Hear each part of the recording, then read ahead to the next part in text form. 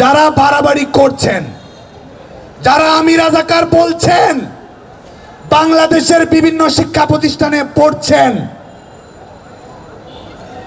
এই রাজাকারদের নিয়ন্ত্রণে চলার স্বাদ যাদের জেগেছে, তাদের উদ্দেশ্য করে একটি কথা বলতে চাই, আন্দোলন যাবে, আন্দোলন আসবে, বাংলাদেশ ছাত্রলীগ থাকবে এবং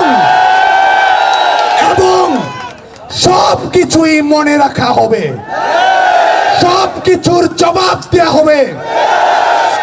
আমি ওপেন চ্যালেঞ্জ দিয়ে বলতে পারি, ঢাকা বিশ্ববিদ্যালয়ের কয়েকটি হলে বাংলাদেশ ছাত্রলীগের নেতাকর্মী বিভিন্ন অধ্যয়নরত বিভাগের শিক্ষার্থীদেরকে তারা কক্ষ ভাঙচুর করেছে, রুম ভাঙচুর করেছে এবং সেখান থেকে ছাত্রলীগের নেতাকর্মীদের উপর তারা আক্রমণ পরিচালনা করেছে।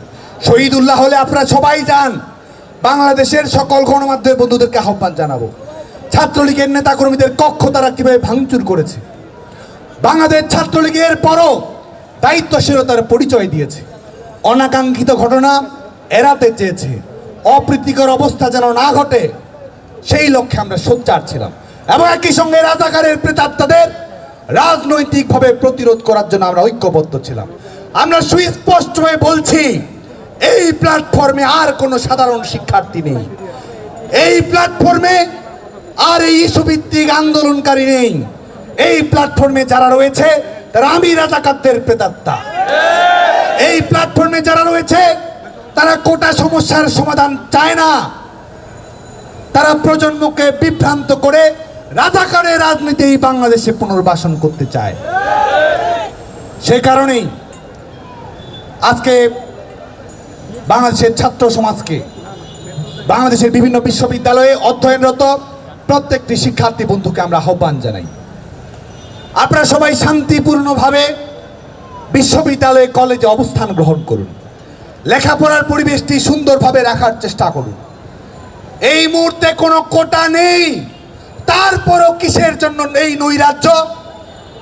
আপনারা কোটা ইস্যুর জন্য সোচ্চার রয়েছেন আর অন্যরা রয়েছে আপনাদেরকে গিনিপিগ বানিয়ে তাদের রাজনৈতিক স্বার্থ হাসিল করার জন্য। আপনি লাইব্রেরিতে পড়ছেন, বিসিএস ও পিএসসির পরীক্ষা দিবেন, সেখানে একটি যৌক্তিক সংস্কার আপনারা চেয়েছেন, ইতিমধ্যে এই কোটা নেই, যৌক্তিক সংস্কারের দিকেই সংশ্লিষ্ট সকল পক্ষ এগুচ্ছে। তাহলে কেন আপনাদেরকে যারা গিনিপিগ বানাতে চায়, কেন তাদের পাতা ফাঁদে আপনারা পা দেবেন? যে সমস্যার একটি যৌক্তিক সমাধান হয়েছে, তাৎক্ষণিক সমাধান হয়েছে, তারপরও কেন আপনারা যারা রিমোট কন্ট্রোল করছে আন্দোলনের পেছন থেকে তাদের দাবার ঘটিতে আমাদের শিক্ষার্থীরা যেন না পড়ে, সেজন্য সবাইকে সচেতন হওয়ার জন্য আহ্বান জানাচ্ছি। বাংলাদেশ ছাত্রলীগ বাংলাদেশের সকল প্রতিষ্ঠানে শিক্ষার পরিবেশটি স্বাভাবিক রাখার, সাধারণ শিক্ষার্থীদের নিরাপত্তা সুনিশ্চিত করার, সাধারণ শিক্ষার্থীদেরকে যারা গিনিপিগ হিসেবে ব্যবহার করতে আসবে, সাধারণ শিক্ষার্থীদের যারা জোর করে কর্মসূচি নিয়ে যেতে চাবে, সাধারণ শিক্ষার্থীদের যারা পাবলিক শেমিং করবে, সাধারণ শিক্ষার্থীদের যারা আক্রমণ করবে, বাংলাদেশ ছাত্রলীগ নিজের রক্তের বিনিময়ে হলেও শিক্ষার্থীদের নিরাপত্তা নিশ্চিত করবে। আজকে শিক্ষার্থীদেরকে টার্গেট করছেন নিজের হিম্মত নিয়ে আন্দোলন করার, আর সাধারণ শিক্ষার্থীদের আবেগকে পুঁজি করে তাদেরকে ব্যবহার করার চেষ্টা করছেন। ছাত্রলীগ থাকতে শিক্ষার্থীদের ব্যবহার এই বাংলাদেশে করতে দেয়া হবে না। আর যারা বাড়াবাড়ি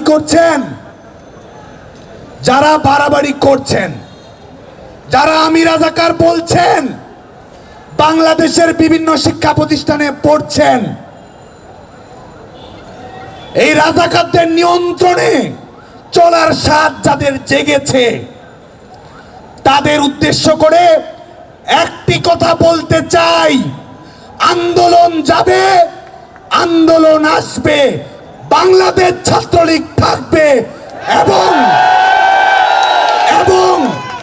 সবকিছুই মনে রাখা হবে, সবকিছুর জবাব দেওয়া হবে। হলে হলে তামাশা যারা করছে, সাধারণ শিক্ষার্থীদেরকে নিয়ে পাবলিক শেমিং যারা করছে, ছাত্রলীগের ইতিহাস তো জানা নেই, একটি ঘটনাও জবাব ছাড়া দেয়া হবে না, সব কিছু মনে রাখা হবে।